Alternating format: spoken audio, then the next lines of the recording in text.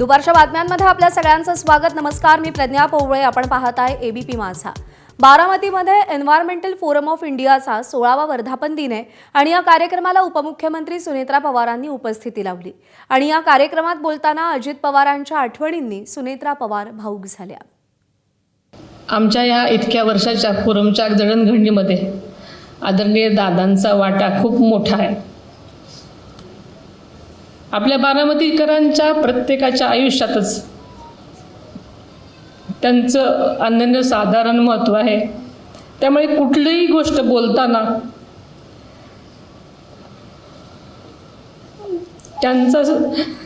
त्यांची आठवण आल्याशिवाय होतच नाही।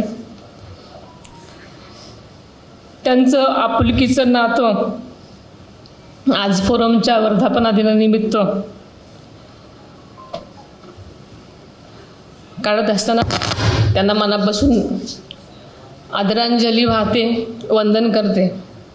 दादांनी जी पाठीवर शाबासकीची थाप जेव्हा मिळायची तेव्हा त्या थापेबरोबरच अनेक सूचना मिळायच्या आणि त्या सूचनासुद्धा अगदी रागावून सांगितल्या तरी सगळ्या मेंबर्सना आमच्या वाटायचं की ही खरी आम्हाला शाबासकीची थाप आहे। कारण आपल्या बारामतीकरांना सवय आहे की दादांनी रागवलं म्हणजे एक चांगली गोष्ट घडली आपल्यासाठी आणि ह्या गोष्टीसाठी प्रत्येक फोरम मेंबर वाट पाहायचा